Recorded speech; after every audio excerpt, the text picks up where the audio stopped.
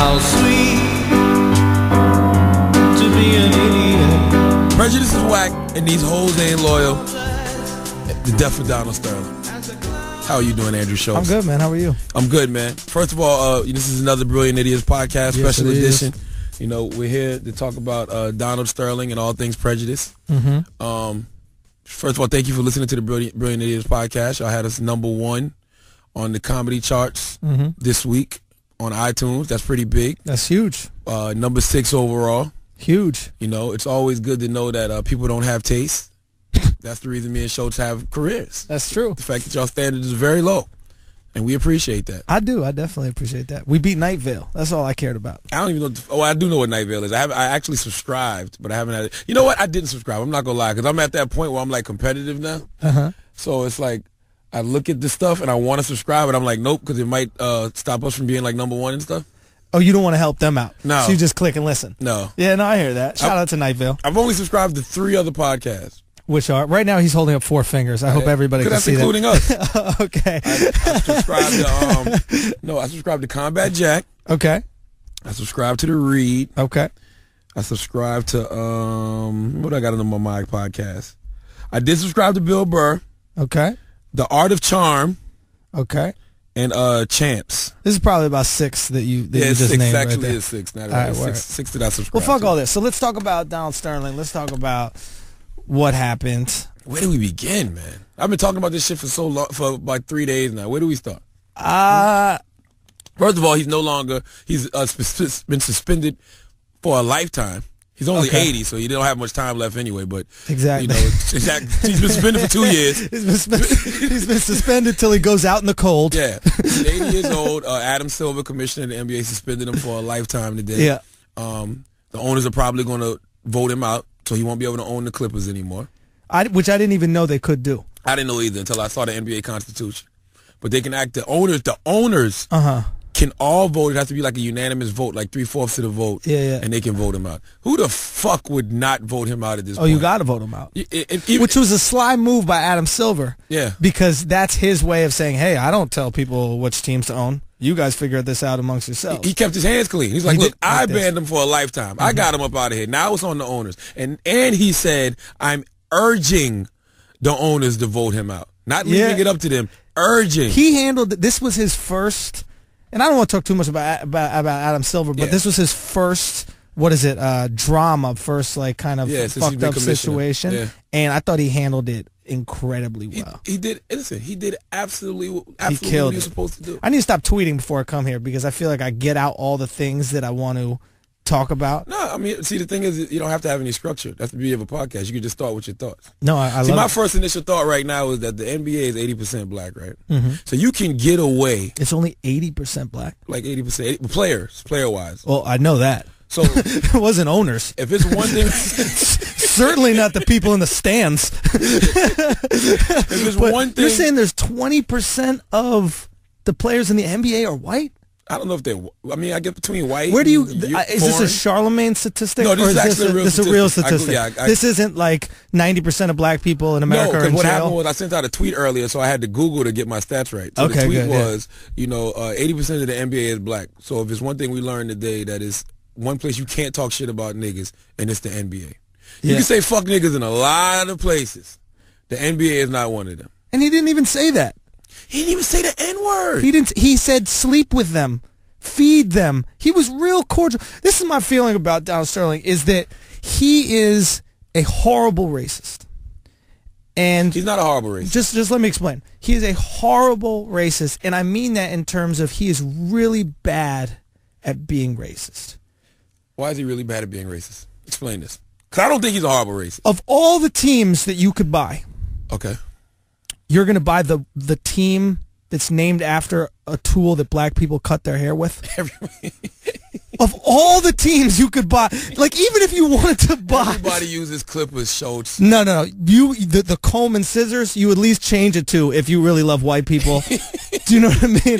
You know what I mean? Like the curlers or something. I don't know. The crimps. Listen, I'm going to tell you why I think... the Los Angeles crimps. Donald Sterling is 85% racist. Because...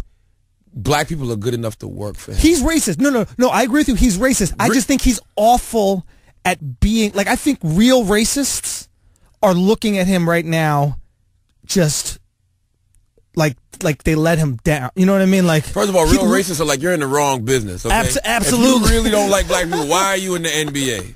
Right? You can't block black people from getting jobs in the NBA.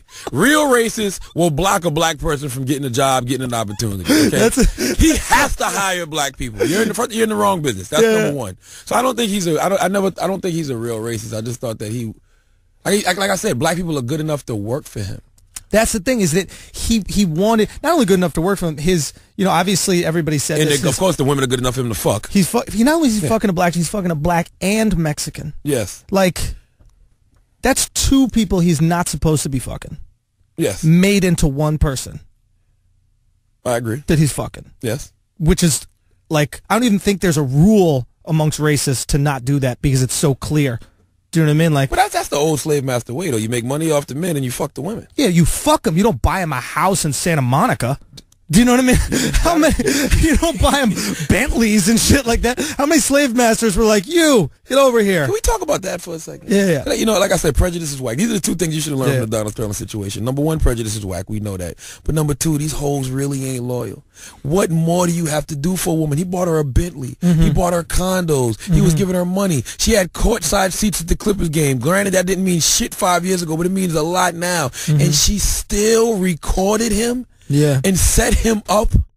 Ruined his fucking, I don't want to say legacy, but I'm sure the Clippers mean something to him. No. Like, you take away the Clippers from Donald Sterling, right. It's like when they fired Joe Paterno from Penn State. I'm pretty sure that he's going to die of a broken heart. No, you're right. You should sell out your race for courtside tickets. You're right, Charlamagne. That makes perfect sense. You should sell out your entire race for courtside seats. This has nothing to do with race. This is to see fucking Darius Miles throw away his career, banging into his forehead. Oh, I hit a three-pointer. I'm out of the league in 3 years. I did. This has nothing to do with race, though. Okay. What more do you got to do for a hoe for her to be loyal to you? Oh man! If this doesn't prove that hoes ain't loyal, nothing does. Here's something that this kid Christian Polanco, is a comedian, tweeted that I thought was really funny. He said, "I can't believe that a guy couldn't trust a billionaire who married a 20-year-old couldn't trust her." Well, she was 38. She was 38? That's the other thing that pissed me off. First of all, I thought she was in her 20s. First of all, you do not get on the phone and tell a fucking thought. You don't tell the thought, listen, I don't care if you fuck him. I don't care if you feed him. Just don't take pictures with him and post it on Instagram. First of all, I would cancel the bitch immediately because I'm a billionaire. I can go build another bitch. I can build a bay. I can go get any girl I want. She's 38 years old. The lease is up on that anyway. You're supposed to go get you something fresh and 20, right? Maybe that's why she did it. Maybe she realized she was coming up on 40. He's about to renew. That's a good damn Do you know point. what I mean? She knows her face. She looks like a tranny already in the face. She's coming up on 40 years old. She's about to be, you're not going to sign her to a max contract. Hell no. You know what I mean? She might have knew her fucking contract was up, so she set up goddamn Donald Sterling. Expiring contract, set him up. Now you get to, because here's the thing. We cannot make her to be some, what's it called? Civil rights advocate. Hero. So absolutely not. You were sucking this racist dude's dick. And he's a married man. For years. He was a married man. Keep it in perspective. She's a thought. She is a thought. She is a hoe. Absolutely. So you sucking his dick the entire time. Yes. He's 80 years old, so you're not doing it because you like him. You're strictly a gold digger. Exactly. You're a gold digger. Absolutely. And then right when it was opportune to the opportune moment for you, boom, you drop his ass, ruin his career for little money. I bet she didn't even get real bread for the TMZ tapes. Nah. It'd have been more profitable being Donald Sterling's side chick than what she did to Donald Sterling. She must have knew she was on the way out. She had to know she was on the way out. But the way he was talking to her in those tapes didn't seem like he didn't like her. It seemed like he was jealous. Somebody said, I believe that people are racist, but when competition is involved, racism is like multiplied by a million. Listen, it wasn't even the fact that I think it was a lot to do that it was black, but it was more so that he just know he couldn't compete. You can't compete. She's posing with guys that are younger, whose dicks get harder naturally. Yep. They're getting the pussy without having to trick off like he's tricking off. Like, it was a black thing, don't get me wrong, but it was more so the fact I can't compete. You're making me jealous. This is the one thing my money can't buy. My money can't buy me youth. Yeah. My money can't buy me a hard erection. That's what I think really pissed him off. I absolutely think that's what it is. I think he saw this, especially saw Magic, saw another owner, saw these ball players and shit like that, and he was like, nah, I can't have this shit. You know what else got me about this whole situation is like the reaction of black people. I love my people, but we need we need new school ways of handling things now. Like our ways are still very old school. The only thing we could think to do when this situation happened was boycott, protest. I thought the protests were do sit-ins. It wasn't even sit-ins. Let's form a march. It wasn't even that. But this is my thing. All right, go. It wasn't even no time. It wasn't no need for that shit. You only do that when you don't get the reaction you want from the NBA. If the NBA would have came out today and they didn't do anything, then you protest. Yeah, I hear that. We knew this situation was going down.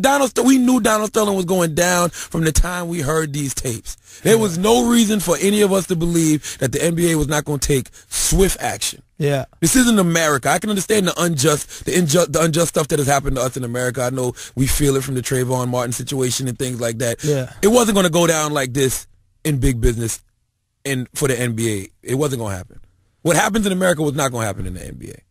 Black people were going to get justice in the NBA. You were going to get justice. I knew that from the beginning. When you start seeing Magic Johnson speaking out, and LeBron James, who's the face of the NBA now, speaking out. You got Kobe Bryant say he wouldn't play for him. Michael Jordan, who's a former face of the league, now owner, he's speaking out. I knew they was going to get justice. Okay. Immediately. Fair enough. Now here's the thing that annoyed me.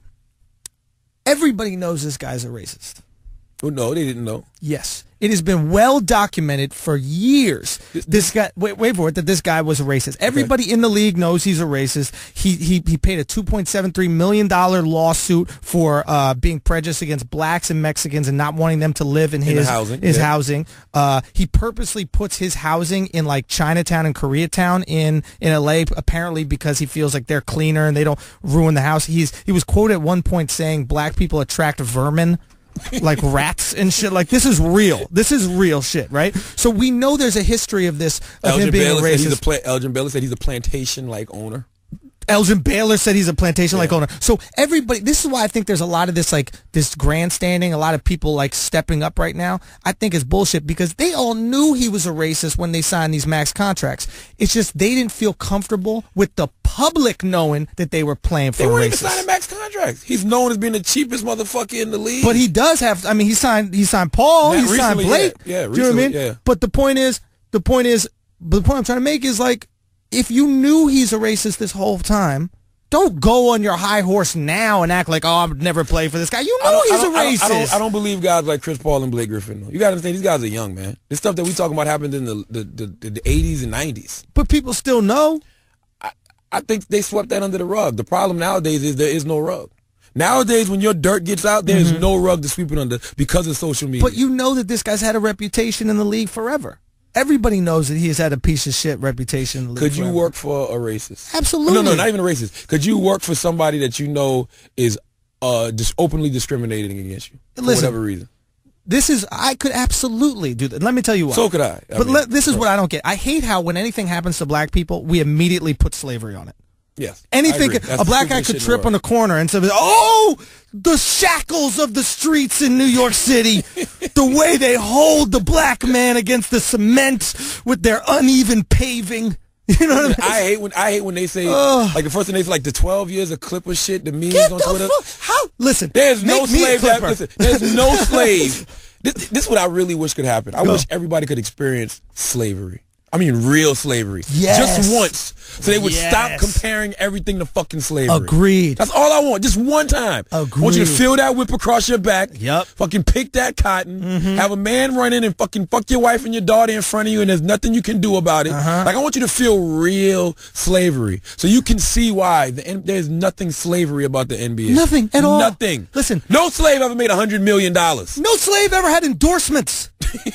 There was no slave ever had a fucking sneaker. Slaves didn't even wear shoes. There was no Nat Turner tank tops. freshly picked cotton for your Nat Turner tank top. No air Tubmans to walk the Underground Railroad in. That shit really bothers me. Like my dude My dude B-Dot from Rap Radar said that the Clippers are slaves to $1. And I said, why? And he was like, because they shouldn't have played. And I said, why shouldn't they have played? What did they do? They didn't do anything wrong. I wouldn't have played. Why not? You tell me why you shouldn't have first, though. I would have played because when I look at history, in light of history, when I look at, people like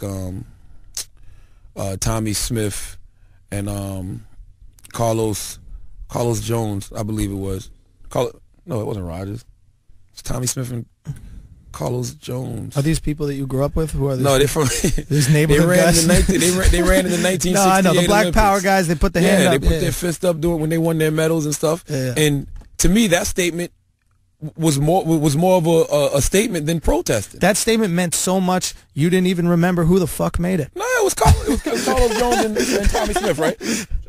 John Carlos and Tommy Smith. Okay, I'm dyslexic today. It's backwards. John Carlos and Tommy Smith. Yeah. That statement was more because they actually participated in the Olympics. And then it was the whole, I don't know if this is true or not, but it was a rumor that Muhammad Ali threw his gold medal in an ocean after fighting in the Olympics for the USA. No. I don't believe that. His assistant trainer sold it for crap. Sold it or some stupid shit like that, yeah. So he did. That was the real thing. So I didn't know if this was true or not, but when I was arguing with B-Dot from Rap Radar, I told him, I said, he still participated, though. So whether or not he threw the medal in the ocean or not, he still participated. I would have participated because I have worked hard to get to this point. It's the playoffs. Why would I let what Donald Sterling says affect me like that? See, the thing about prejudice is a self-destructive thing. Prejudice doesn't hurt me. When you talk negative about me because of my color, because of my sexuality, my religion, it hurts you. So I'm going out here to play because I've worked my whole life to get to this point. I'm not playing for you. Mm-hmm. I'm playing for me. But that's why I would have went and played. But this is where in response to that, this is where it's hard being black. Because you have to, in America especially, because you have to walk around constantly with I'm not a slave. I'm not a slave. No, you might not have to give a fuck what people think. You might not have to. You give a fuck what people might not have to, but they clearly felt enough of that they took off their shirts in that little goofy ass protest, and they wore their black socks. Corny. Oh my god. Corny. Oh my god, the message that you sent through your socks. Oh my, we shouldn't oppress people. It was corny. Oh my god. I'm gonna wear my shirts inside out. What the fuck does that mean? That will teach them. That will teach them. What did that Oh my mean? god. Look at that. But the point I'm trying to make on that is, here's my point. You either go out there and play and be proud of being a Clipper and what a Clipper stands for and go out there in pride and go and win that game for yourselves, or you don't play at all. Don't stage a mini protest. Duh. But that's my point. They staged a mini protest to save face publicly. No, it wasn't them. They're like, look, we're going to show that we don't agree with these things, and we're going to show that he doesn't tell us what to do. How are we going to show him? We're going to wear our shirts inside out. That will teach him a lesson. They were cracking under the pressure of their friends and family and social media. This is what I said, right? I wouldn't have played. Listen, I either wouldn't have played, or I would have went out there proud as hell as a Clipper and then said, I like this for the Clippers. The Clippers were here before Donald Sterling, and they'll be here after Donald Sterling. And I'm proud to be a part of this team and this organization, and I play with pride. But I wouldn't stage this little goofy-ass because why would you stage the protest on the Clippers? You're hating on your own team. You're making your own team look shitty. If anything, stage it against Donald Sterling. You should put FDS on your face for fuck Donald Sterling. Exactly. Something. Everybody put FDS on a shirt or a sock or whatever this is. Because shitting on the Clippers organization means nothing. Because after Donald Sterling's not owner anymore, you're shitting on you. You're still going to be a Clipper. Yeah. My whole thing was this, right? I don't never move off emotion. I move off strategy. When you move off emotion, you make a mistake. Those were emotional responses when they were telling the Clippers to sit out Game 4. Because what about Game 5? What about the rest of the series? What about next season? How about just waiting to see what the NBA is going to do first? Now today, everybody's good. Because they got that sellout mentality. We've spoken about this before. Black people can't wait to call another black dude a sellout. Oh, he's a sellout. Charlamagne's a sellout. Oh, yeah. Oh, yeah. You know, he does this. Oh, shit, he's a sellout. This guy's a sellout. Oh, yeah. So if you guys play, you're the sellout. Really? Are you a sellout? You're making millions of dollars to dribble a fucking basketball? Listen, you're a fucking sellout? My guy, B-Dot said he would rip the LA Clippers check up and drop it at half court. And I said, why would I rip up a check I worked for and drop it at half court? I respect that. And he goes, because it's got a Clippers logo on it and it's signed by Donald Sterling. I said, okay, well, by your logic, African Americans should never take any U.S. currency. Because it's got... We should never take any U.S. Because it's got currency. slave owners on it signed by... Duh! That's funny. Duh! Yeah. What are you talking about? No, I dig that. But here's the thing. I would respect them more if they didn't take the money. Because not taking the money is the real protest. Going, I'm not taking money from that racist. It's one thing to go, I'm not taking money from that racist. That's way more influential to me than going, I'm going to turn my shirt inside out. That will teach him a lesson. Don't you say bad stuff about black people. We'll flip our clothes inside out. We will crisscross this fucking court up. I'm going to tell you why I would take the money. I don't know if people remember. You remember when black people used to ask for reparations? Do I remember? I'm saying. Yeah, yesterday. Every chance you get. But we wanted reparations because of slavery. Yeah. So you're taking money from a racist? What's the difference? What's the difference? You're taking money from a racist to use it to bring back to your communities to support you and your family. What's the difference? So you think this is reparations? No, I'm just saying, what's the difference between taking money? You're working, doing what you love to do, getting paid for it from Donald Sterling. What's the difference between that and taking money from a racist in reparations? I guess the argument is, what do they do with the money? Because if I'm... The same thing I've been doing with it. No, not the players. If I'm making Donald Sterling money, right, so that he can further oppress black people, I got to not play so he can't oppress black people. But if I don't feel like he's oppressing black people with this money, and I don't know if Donald Sterling really is oppressing... I don't think... How can you oppress black people when you pay him $100 million? Hey, I'm with you. I'm with you. Do you know what I mean? So what we're saying, Donald Sterling is like a part-time racist then. He wasn't committed. He wasn't fully committed to racism. He's a lazy fucking racist. He is the laziest. That's what I was saying. Like, this is what I was saying. I would love to say, this is what I was joking around about. But Paula Deen, that's a racist. She's a racist, right? I don't know if she is either. She's not? She's not giving black people fucking millions of dollars. She's giving them diabetes and taking their feet. That's what she's doing. That's racist right there. That's true. That's somebody who hates black people. She's organizing plantation weddings. Do you know what I mean? That's true. Donald Sterling isn't organizing any plantation wedding. Maybe he has a couple houses he doesn't want black people in. Yeah. A few. More than a couple. Well, a lot. He has a lot. But there's more than enough Asian-looking people to fill those fucking houses. That's the thing. Yeah. Look, if he's using the money to oppress black people, I say, fuck it, I'm not playing. I'm going to stop. And I'm sure on some level he probably is. But I can't figure out exactly what he's doing to do it. Does he not like black people? Yeah. Listen, man. It's hard for me to say if he does. This is my thing, too. He's 80 fucking years old. 81, 82, however old he is. That's his mentality. When he said that to his girlfriend on the phone, this is my culture, I got culture, that is true. He comes from that culture. But you know what that shit is? That's this elitism shit. It's it's being elitist. It's being 80 years old and coming from that, hey, I come from where we're better than black people. Where black people work for us. You represent me. Now you're with these people. That's it. That makes me look bad. And we're not supposed to be friends with them. We're supposed to pay them. We're supposed to use their services, fuck their women, and keep it moving. Only reason I'm seeing with them in public is because some of them are famous and they come to the games and they sit courtside with me. He's kind of a new age. It's an old mentality with a new age twist because he knows what he has to do for business. To a certain extent. Yeah, it's like he knows what he has to do for business. That's what I was thinking. He's more competitive than he is racist. Do you know what I mean? He cares more about winning, be it financially, be it in the playoffs, be whatever it is. He cares more about that money than he does about racism. Because if he was really true to the racism, he wouldn't be fucking his girl. He wouldn't be hiring any of these dudes. You know what I mean? He wouldn't be hiring a black coach. Yeah. You know what I mean? So it's like, but is he still racist? Yeah, he's still really fucking racist. But here's the other thing that we should explore. Okay. Everybody, how do I say this? Just say I'm racist. Reaction, like I have reactional racism. Who are you racist to though? This Puerto Rican kid that sold me fake Nets tickets on Sunday. But you're not racist to him because he's Puerto Rican. You're racist to him because he's a con artist. But let me tell you, in that moment.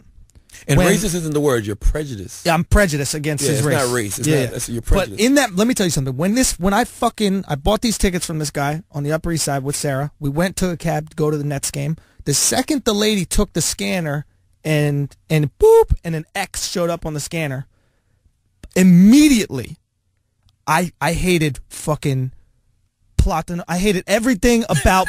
I hated Platanos. I hated Daddy Yankee. I hated the ocean. I hated white pants. Rosie Perez. I hated Rosie Perez. I hated linen.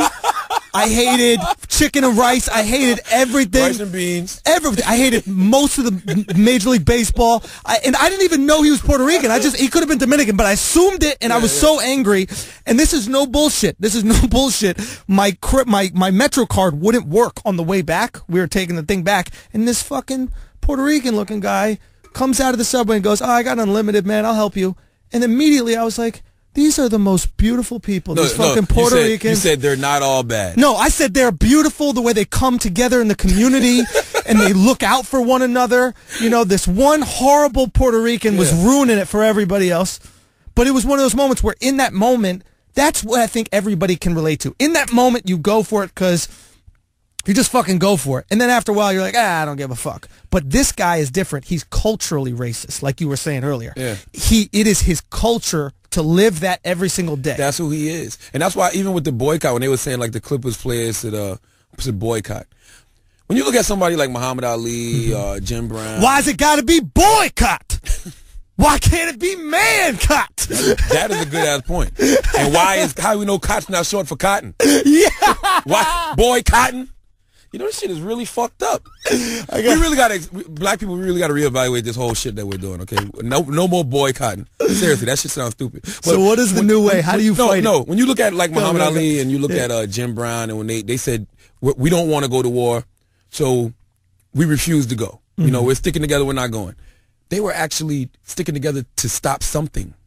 You understand what I'm saying? Oh, yeah. They were just sticking together to stop something to say, look, going to war for a country that doesn't love us is wrong. Yeah. We're trying to stop something. When they did have sit-ins and marches back in the Civil Rights Act, that was to stop segregation. They wanted equality.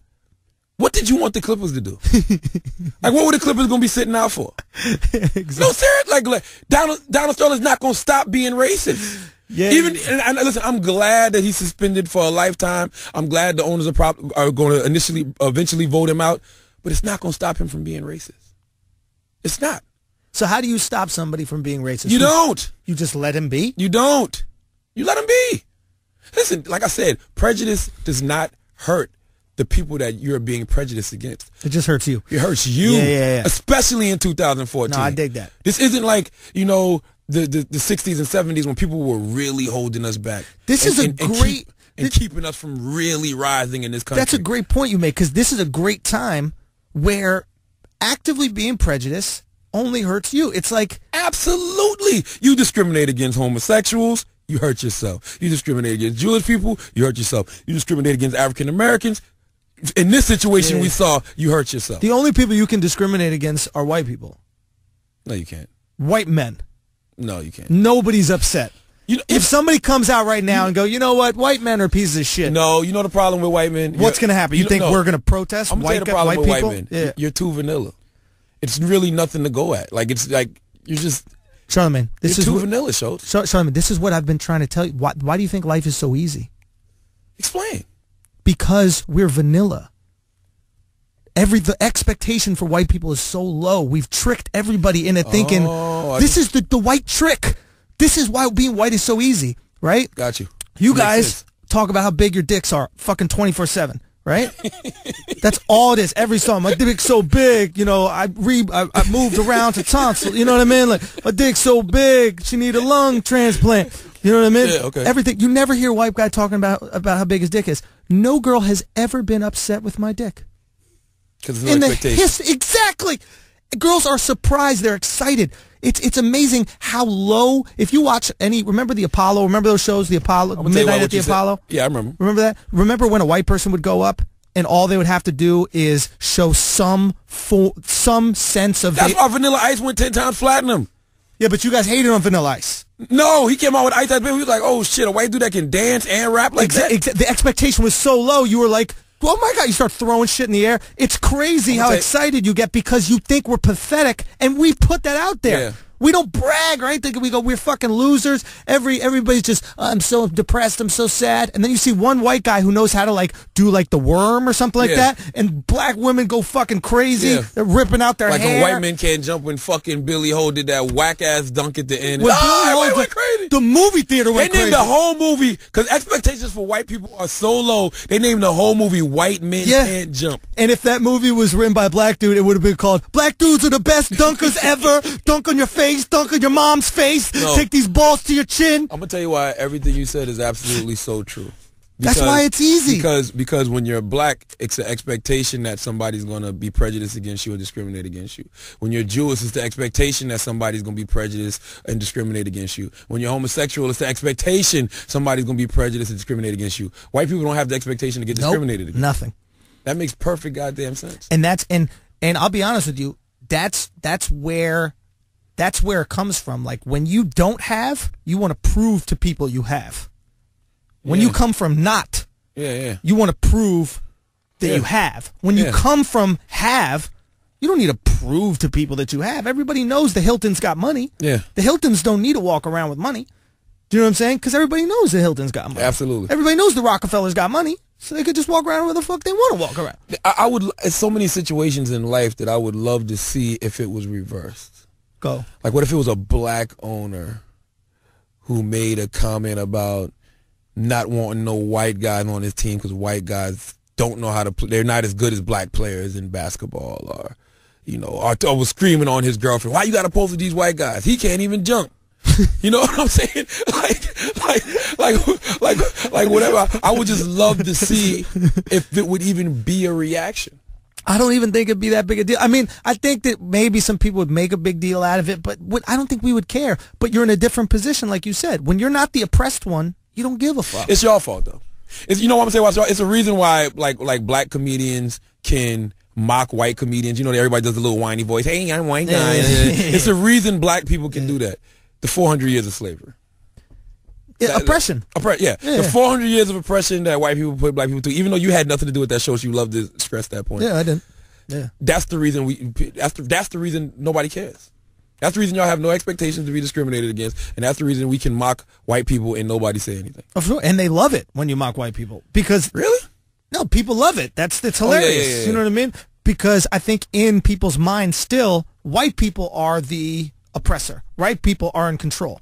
You know, when reality is, who the fuck are these white people? Like, I don't know who these white people are that run everything. Like, certainly not me. I don't think. Does anybody know these white people? Like, I want to know who these white people are that are paying women 75 cents on the dollar. I want to know who these white people that are holding black people. That, like, Donald Sterling and his group of people are those white people, and the rest of us. But listen, I don't even think I don't have any power. Donald Sterling has no power over me. Like it's people that were tweeting me, this is what Kanye was trying to say with New Slaves. Let me tell you something. Just because somebody has the mentality of a slave master, that don't make me a slave. He had that plantation like mentality. What the fuck that got to do with me? Look, let me tell you, if and what it got to do with the Clippers? Because I know one thing. It's gonna be some in the stadium tonight, Staples Center. Chris Paul's gonna be playing there. Blake Griffin, DeAndre Jordan, Doc Rivers is going to be coaching. It's going to be black people in the stands, but I know who's not going to be there because they got banned for a lifetime from the NBA. So what the fuck? What's the problem? What's the problem? I don't see the issue. I mean, yeah, I guess it only just goes back to what we said. Is he using this money to oppress black people elsewhere? Or is he using the profits of an NBA team to oppress black people? Listen, there's nothing we can do about that. Yeah, there is. We cannot play for that team, therefore he doesn't profit, and therefore he doesn't do it. He's still a billionaire. He's still going to be a racist. He's still going to find ways to oppress people. Yeah, but you don't have to support that.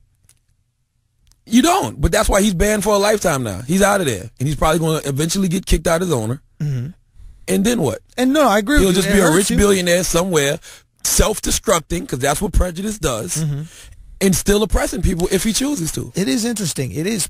Oppression really is self-destructive. Like, think about all the people. Prejudice is self-destructive. Hate is self-destructive. But think about all the people in recent years. You know, Mel Gibson, obviously Donald Sterling.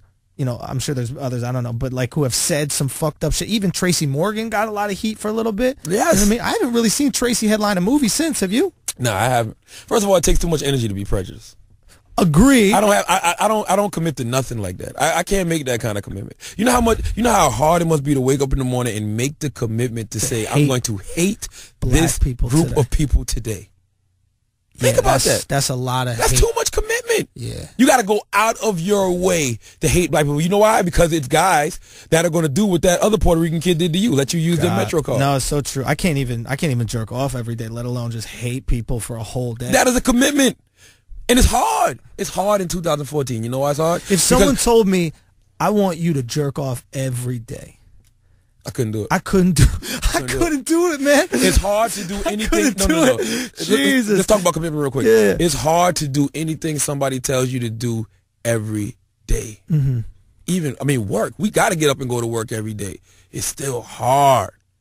It's difficult. It's hard to be a father every day. You don't get enjoyment from it either. Like, or do racists get enjoyment for this shit? For like, do they hate black people and then go, oh, fuck, no, I really hated that fucking black guy. It's learned behavior. It's learned behavior. No, but I'm saying it's like, what does it bring you? Like, I can't imagine doing something all the time that doesn't bring you joy. Like, going to the gym afterwards makes me feel good. You know what I mean? Eating makes me feel good. You know what I mean? Doing comedy makes me feel good. Working makes, like, you have to have some sort of joy that comes from, maybe you hate your job, but getting a paycheck and having a roof over your head makes you feel good. So, what is the joy that you get? There is no joy. So why do it? Because that's their culture. It's learned behavior. They don't know any other way. They don't know any other way. That's what they do. It's like learning how to walk. It's just in them. It's embedded in them. He said it. He specifically told his girlfriend it's culture. He even told her something like, how could you disrespect people that came before you? The fuck are you talking about? Man, what does that mean? I took it as, don't disrespect the ancestors that came before us. We built this. This is racism. This is what we do. We don't fuck with these niggas. And if you gonna fuck with me, you're gonna respect this shit. You're gonna respect this racist shit. Respect the racism that we founded. You're gonna respect this racist shit. Oh, that's hilarious. So he's that committed to the racism. Yes, and I think it takes too much energy to be committed to any form of prejudice, man. It's a quote. I don't remember the exact quote, but it's basically like nobody's born a Negro hater. Nobody's born a Jewish hater. That's true. It's learned because nobody would take on such suicidal practices. Because it really is self-destructive. We see it all the time. Eventually that gun turns on you and you blow your own brains out. Donald Sterling is the perfect example of that. The perfect example of that. He killed himself. So what happens now? Now that the repercussions for prejudice are so serious, what happens now? Are people just closet racists now? In certain professions. What would you prefer? That's a good question. Would you prefer a guy who is a closeted racist? I've been going back and forth all week. At one point I said, yo, I don't mind if somebody judges me. Just don't be stupid enough to express the verdict. I feel that. Yeah. But then it's another part of me that wouldn't mind if it's out in the open. I'm the person that says live your truth. Live your truth so nobody can use your truth against you. I'm not going to hate you. Like, I didn't hate Donald Sterling for his comments. You know why? Because they didn't bother me. Because like I said, when I heard it, it was like, that don't hurt me. That's only going to hurt him in the long run. He's the one that's going to end up getting suspended indefinitely, which I called since Monday. And he's the one who the owners are going to vote him out of the league, which I didn't know could happen. I thought he would be forced to sell because he'd lose sponsors and stuff like that. But I didn't know owners could actually vote him out. So it didn't bother me. I know that he was eventually going to hurt himself. So I don't know, man. It's a part of me. I'm gonna tell you, what you said earlier makes a lot of sense. When somebody's open about it, right, it puts a lot of pressure on you from other people, from outside sources. What do you mean? Like if I work for, the radio station, or I work for a television network, and the guy there that runs everything is openly racist, and my father and my son's like, yo, you work for that damn racist? Oh, yeah. You know what I'm saying? Yeah. Are people tweeting me like, you motherfucking Uncle Tom sellout, house nigga, you work for them racists knowing that they racist, yada, yada, yada. What the fuck you want me to do? Come on the block with you? Fuck you want me to do? Sit at home and tweet about Maury with you all goddamn day? What you want me to do? Yeah. You know what I'm saying? Because in my mind, I'm taking that money and bringing it back to our community. Yeah. You know what I'm saying? So I don't know. That's a great question. Be fake. I want a closeted person when it comes to their hate. And I'll tell you, it's just from... You know we live in a closeted society. Yeah, of course. And I like that. Yeah. So I like the fact that, because New York is the closest to an open society. Yeah. Like, I grew up, born and raised here my whole life. Everybody here is a piece of shit to each other. Yeah. They're mean. They don't fucking care. Equal opportunity fuck faces. Equal opportunity fuck faces. Yeah, exactly. Everybody like shit. It is. And they bump into you. There's no personal space. Nobody gives a fuck. They're trying to fuck you over. Every single corner you turn, there's some guy trying to sell you a fucking rap CD. Do you know what I mean? Everybody's trying to hustle you. Everybody's trying to hustle you. Piece of shit. And then when I leave New York and I go, let's say down south, I go to the West Coast, and people are fake nice to me. They're not fake nice. That's really how they are. No, well, maybe some places they really are like that, but I think some places they're fake nice. Like I think in LA there's a lot of fake nice. Oh yeah, of course. LA is the home of fake shit. I'm happier with fake nice. And maybe it's because I don't live in it. Maybe I would feel like a lack of trust if I actually went there, and I would have anxiety issues because I never knew if somebody was being real with me. But if I just go there for a week and everybody's like, hey, how you doing? Thank you so much. What's up? You're a great guy, this, that, the other. Like, if I'm just doing that, I loved it compared to. But you know why you're happy with it? Because that's the energy that people are committed to giving out. Like, you call it fake nice, but the truth to the matter is people are really committed to giving out that kind of energy. You understand what I'm saying? It's like how in New York, this is the culture. People are angry. People are, get the fuck out of my way, fuck you. You say hi to somebody, look at you crazy. In other places, we go out of our way, especially I'm from South Carolina, we go out of our way to say, hello, good morning, how are you, good night, are you okay? We're putting out that kind of energy, and it makes you feel good, because the law of energy is that energy is never lost or destroyed, just merely transferred from one party to the next. So I can't really call it fake energy if it's making you feel good. It's genuine energy, because if it wasn't, you wouldn't feel it. And not only maybe is it genuine, but it gives the possibility of liking that person. If you start our interaction with, excuse me, I'm going to go, you know what, fuck this dude. Yeah. You know, but if you start our interaction, even if it's fake on your end with, how you doing, man? Now you give me the possibility of going, I'm good, bro, how are you? Then you go, you know what, maybe this guy isn't a douchebag. That's it. So be fake up front maybe a little bit, because it opens up a pathway to liking somebody. Like maybe Sterling was fake up front a little bit with his 38-year-old side bitch that ruined his life. And maybe he was fake nice to her and then realized, oh shit, I actually like this half black, half Mexican chick. See, I can't even see it. I can't even say if Sterling was fake nice, because like I said, Sterling understands business. Black people were good enough to work for him, but not good enough to be his friends. Not good enough to actually break bread with. She's his friend. He left the wife. He didn't leave her. He was still with his wife from what I know. Or he was divorcing the wife or something like that for this girl? The Mexican chick was good enough to suck his goddamn barely getting hard dick. Good enough to motherfucking shoot some cum in her face. Good enough to put his fucking dick in her ass, do some freaky shit, whatever they was doing. Yeah. That's it. He didn't even want her to identify with black. He told her, he was like, why can't you just walk around and be a nice Latina or white girl? Why do you have to identify with black? Why do you have to be black? He told her that in the conversation. But even with Sterling, right? I understand what you're saying when you say that you want people to be closeted, because it makes the world run. Not necessarily closeted, but I think give somebody a chance. Not closeted the whole time, because I don't like fake shit. I like being very open. I like saying whatever the fuck I feel. But I think you have to give conversation a chance and give new people a chance. Not if it's a Donald Sterling type conversation. The conversation we wasn't supposed to hear that he was telling his girlfriend. No, I'm talking about when you first meet him. Oh yeah. But here's the same thing. You should give people a chance. Give people a chance. But here's, at the same time, I understand. I might just be saying that because it's easier to fuck girls outside of New York because they give you a chance. You know what I mean? You could just say, hey, how you doing? And they go, hey, how you doing? See, I find it the opposite. Really? I mean, listen, I get pussy wet. I used to get pussy wet. I used to. You hear that? You hear that? I used to. But here in New York, girls are so used to not being treated nice. Now, when a guy treats them nice, opens doors for them, asks them how they're actually doing, listens to them when they tell them about their day, they fall for that shit hook, line, and sinker. You ever heard the story about the wind and the sun? No. And how the wind and the sun. I haven't heard that story. The wind and Are you turning into a 99-year-old Asian man? What the fuck is this? The wind and the sun had a challenge. Okay. It was this guy walking down the street. This guy had on a long trench coat, and he had on a hat, and he was walking, and the wind and the sun had a battle, and he was like, yo, I bet you I can make him take his coat off first.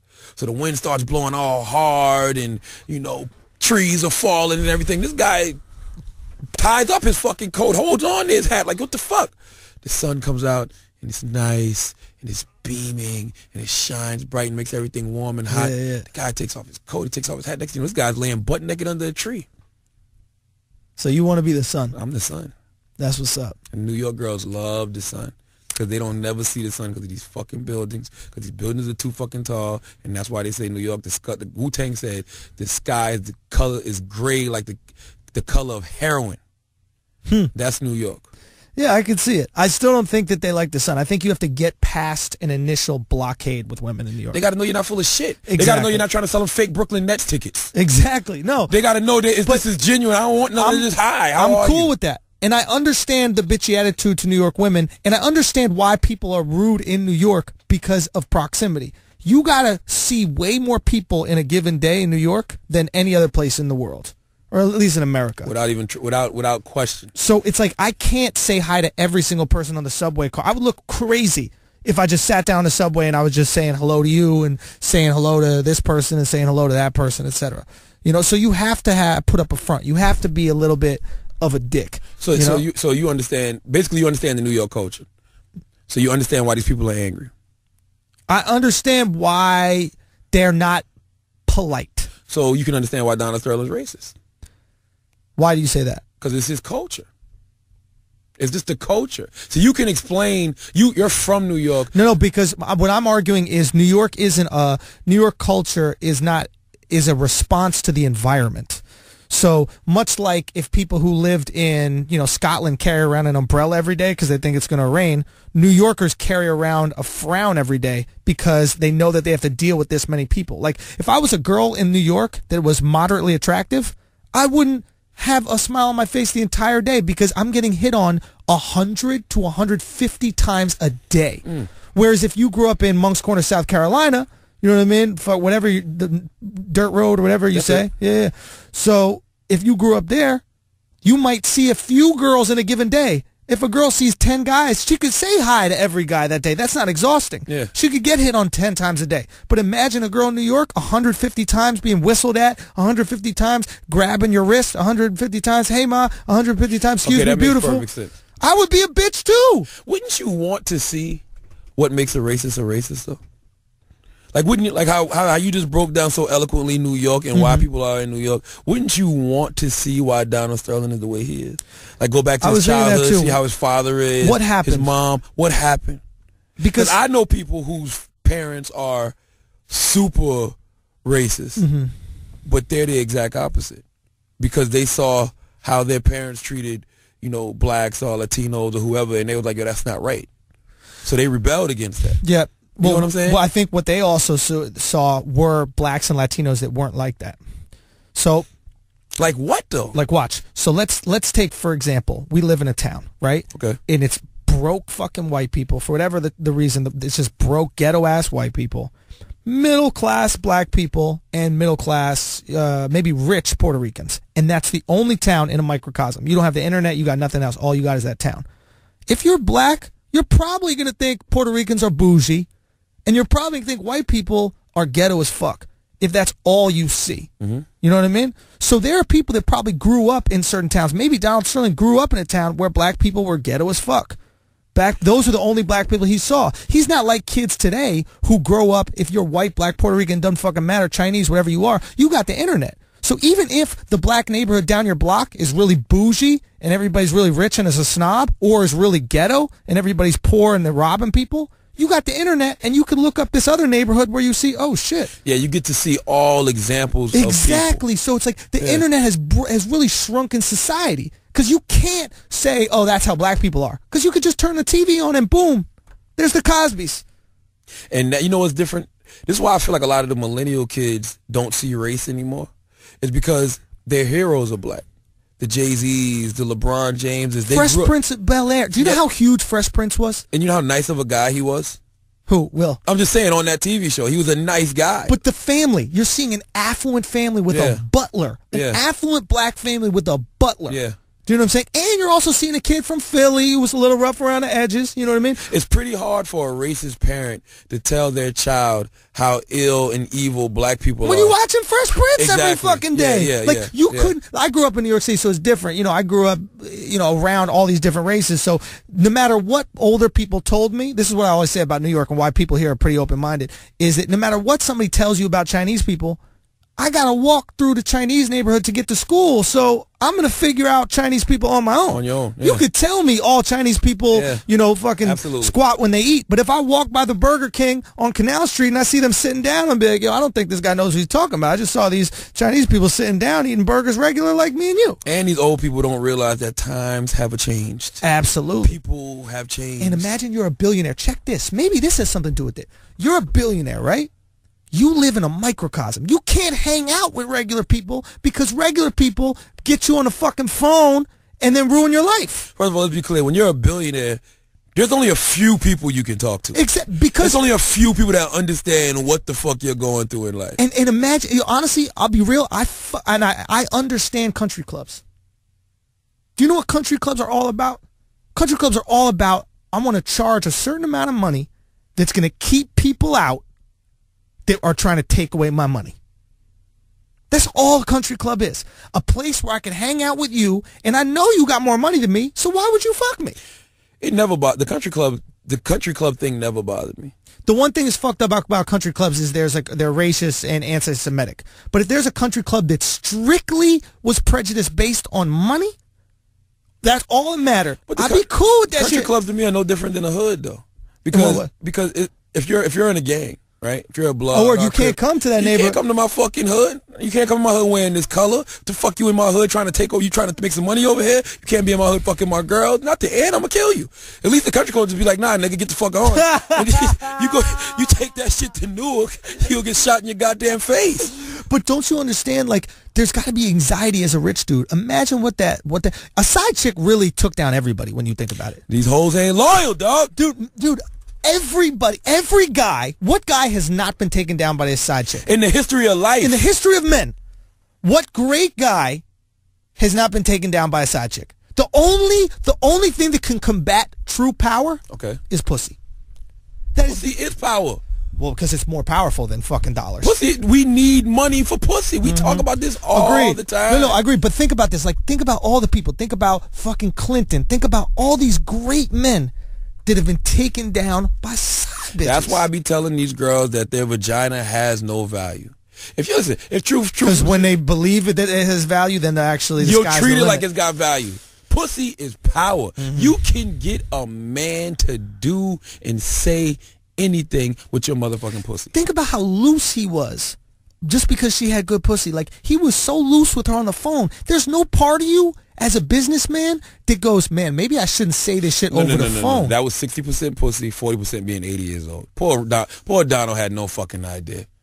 First of all, think about his mentality. I bet. No. Seriously. I'm Donald Sterling. No, I hear you. He called that girl dumb and stupid about 6 times because that's what he thinks of black and Mexican people. Yeah. Little did he know this girl was smart enough to be recording him. Not once in his mind did he think this fucking dumbass black Mexican bitch is smart enough to be fucking recording Prejudice me right now. fucks you over. And your own prejudice fucks you over. And not only that, she was baiting them good. Oh, she was killing She was them. asking them questions that if somebody asked me on the phone, I'd be like, what's wrong with minorities? Is this an interview? Yeah, exactly. Do you know that you have black people on your team? He had to think about it. He was like, the fuck what the fuck you mean? If I got black people on my team, I feed them, I clothe them. No, you can feed them, you can clothe them. No, who's saying to her? The second part of the call. Oh, no, that's it. He goes, I feed them, I clothe them, I get them cars, houses. What do you mean if I got black people on my team? Not even though he just got baited. Yeah, he did get She's killed. working for somebody. He got killed. She is working for somebody. She was talking to somebody. She probably, you know what it was? What's that? Some ball player she's fucking. Who wants control of the Clippers. She probably was pillow talking with this motherfucker, and he said, "This is what I need you to do." You know who did this shit? Steph Curry. Steph Curry set this whole thing up. That's what he did. Johnson. Nah, I don't think Magic did that. I think it was Magic, man. Really? And I'm not mad at If Magic really wanted to fuck him over, he would have gave him AIDS. No, I will say this. No, I will say this. Because he has that power. He could have smashed Shorty. I will say this. Right? If Donald Sterling... he won't even acknowledge this. Listen, Charlamagne will not even acknowledge what I just said. No. Listen, if Magic Johnson, I don't think he cheats on Cookie. That's number one. You are a lying. What about live your truth? I don't think he cheats on There's Cookie. no quote you have? Bro, I don't think Magic Johnson cheats on Cookie. Shut the fuck up. I really don't. You don't think he cheats on Cookie? No. So what's he staying alive for? Because he's got to open up movie theaters? Yes. Get the fuck out. Magic's business is what keeps him alive. Nah, let me tell you. But pussy, what's more powerful? Pussy or power? He's fucking Cookie. Oh, he's fucking a lot of cookies. You think girls hold on, you think girls give Magic Johnson? Absolutely. Even knowing he got HIV/AIDS? Girls do not give a fuck. Really? Listen, girls have been feeling the bumps on my dick for a good 10 years. And I don't have Magic Johnson. I don't have movie theaters. This is the time when I wish we could do like a call out. I would love to know if girls. You don't think a girl would wrap it up and bang Magic? And bang Magic. Abso-fucking-lutely. You really don't think that? A lot of these millennial girls probably would because they don't even know he got it. Old girls too. What do they have to lose? If they do get AIDS, they're going to get his AIDS. I don't like where this conversation is going. I don't know. I don't understand.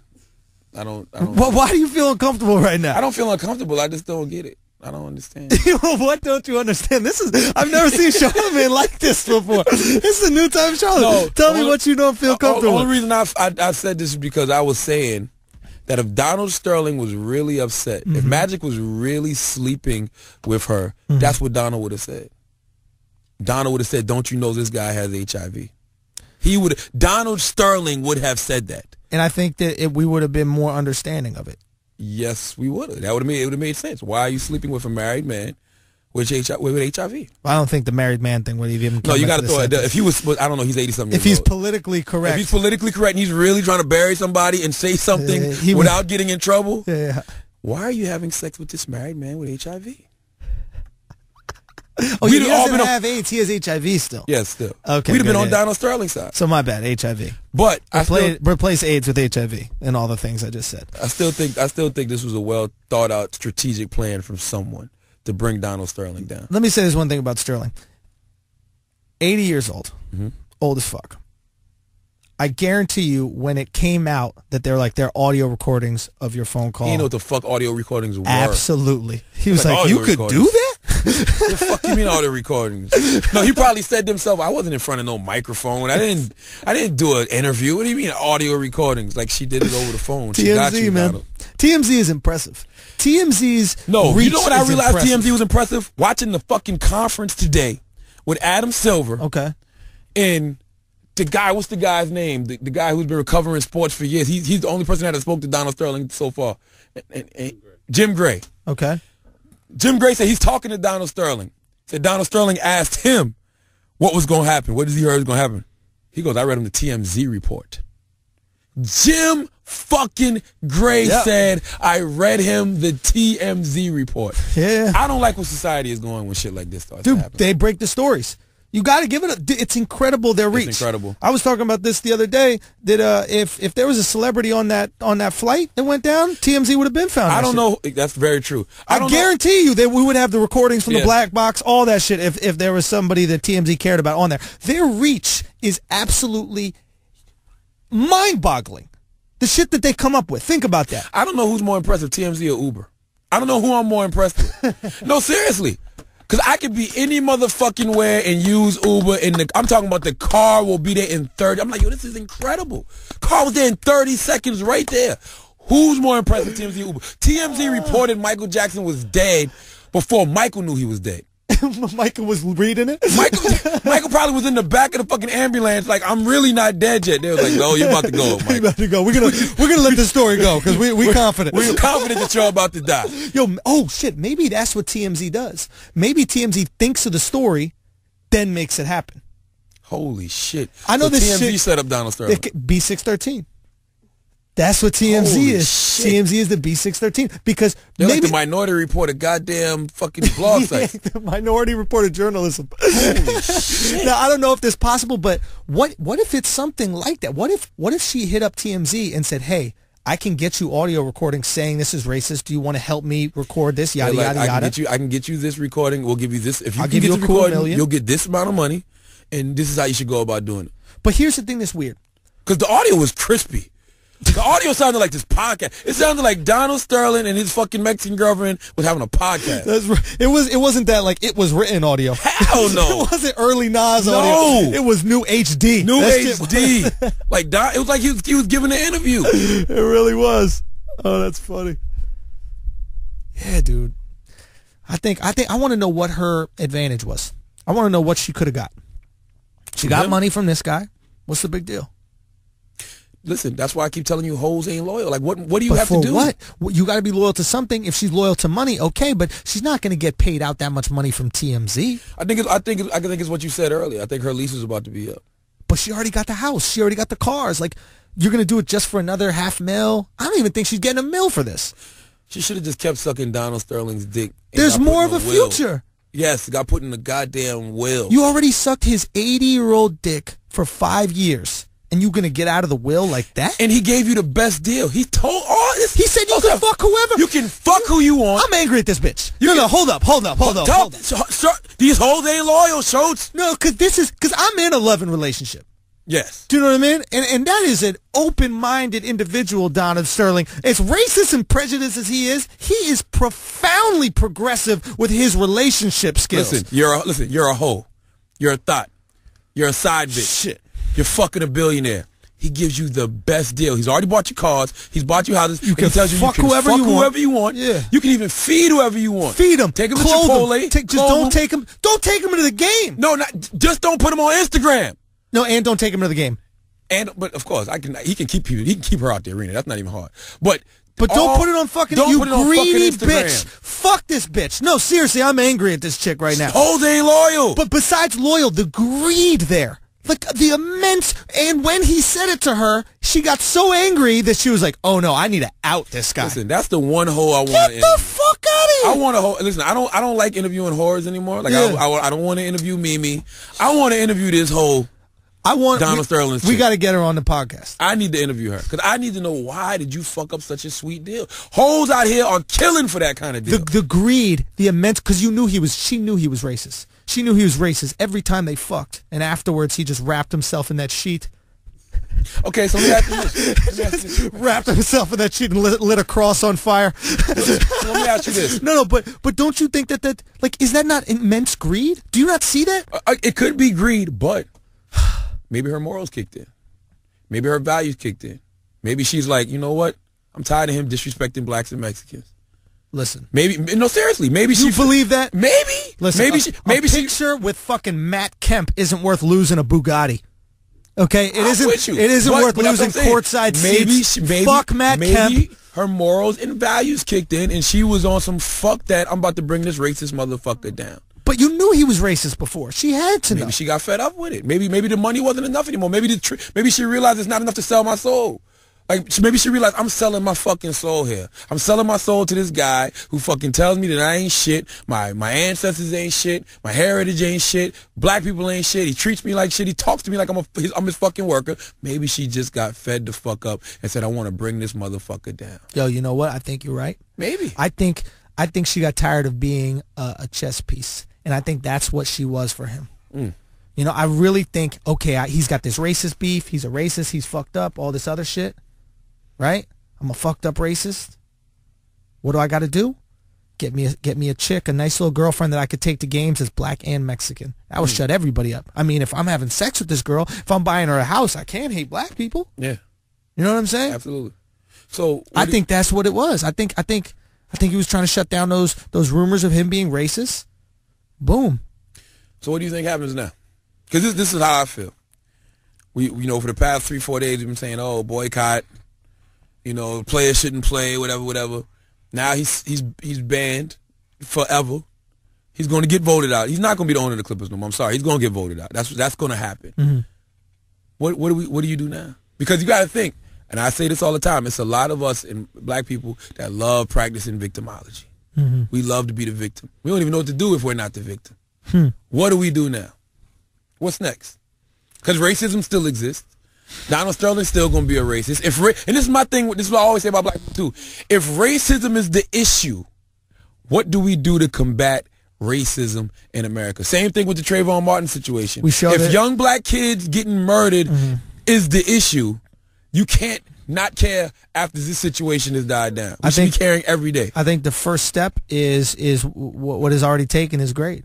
We show that racism and prejudice won't be tolerated, and that a billionaire can lose one of his most prized assets. Right. That's a huge statement. Right. That racism and prejudice will not be tolerated, because they always say in this country, oh, billionaires never go to jail. Billionaires never do this. Nothing happens to billionaires. If you take away a basketball team, there's only 30 basketball teams. Absolutely. That is an asset right Absolutely. there. You know what I mean? So it's like, if we take that away from him for those actions, that sends a message to everybody. Hey, this racist shit will not be fucking tolerated. I like what you just said, too. I think it's very symbolic of where we're at as a country in 2014. Donald Sterling represents the 80-year-old old way of thinking. Yeah. That shit is played out. Yeah. We don't tolerate that no more in 2014. No, Donald, nobody's going to have your back. Yeah. Yes, you're looking around for the good old boys to have your back and hold you down. No. That way of thinking is dead. It's out the window. We're about equality. We got a black president. Millennials, everybody kicks it with each other. Like, we kick it. We fuck each other. We fucking go to school together. We listen to the same music. This shit is different now.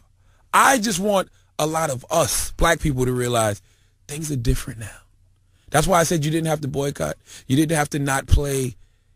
Just let nature take its course. It's going to handle it. It's going to handle it. You know what? Have faith in the system. No. I can understand why. But I was about to say the justice system in America. You don't have faith in the justice system in America. I understand that, and we still need to keep on checking people to make sure that the system works for us. Absolutely. But in this situation, the system worked the exact way we all want it to work, white and black. Everybody wanted it to work like this, right? So that's a small victory. You know what I mean? And, you know, yeah, that's a small victory. You had to know that in a league where 80% of the players are African American, they were going to do right by Negroes. Now, if this was a croquet team he owned, or hockey, hockey would definitely not have made TMZ. Nobody would have gave a shit. What if he said it about hockey? Nobody would have gave a fuck. No, I think if he said about hockey, we'd all be like, hold on, black people go to hockey games? Black people play hockey? All right. Well, I think that's I think we chopped it up well. I think we chopped it up pretty good. Yeah. So, you know, I just want to tell black people in closing, we just got to wait now for the owners to vote him out, and we can get back to talking about more important things like Love and Hip Hop Atlanta and fucking Basketball Wives. Thank God. Go back to World Star. This Donald Sterling situation really took all Mimi's thunder, by the way. Yes, it destroyed Mimi. Mimi was the hot topic in the hood. Yeah, Mimi was killing it, and then all of a sudden, game over. Racism, baby. Don't nothing move the needle like racism. Wow, that's so true. Nothing. Don't nothing move the needle like racism. Racism might be more powerful than pussy. Wow.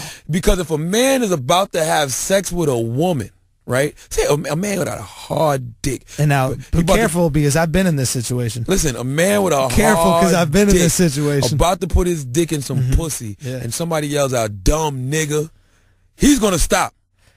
I can't say that I did. But you're not a nigga. No, but the girl that I was gonna fuck was calling that her roommate had a dog. This is how I know I'm a piece of shit. Okay. You know, I was in Texas long time ago, and Sarah, a long time ago. Okay. And this girl had her roommate had a dog, this little black dog, and the dog was barking. And the girl that I went back to her crib was like, started going, "Shut up, N-word." Yeah, I'll do shut up, you do the N-word. She goes, "Shut up, nigga. Shut up, nigga. Shut up, nigga." Exactly. And I was like, yo, this is fucked up. You know what I mean? Like, listen, after I fuck this girl, I'm leaving immediately for sex. Now, you are not going to call a black dog the N-word and cuddle with me afterwards. That's for damn sure. But it was just a dog, though.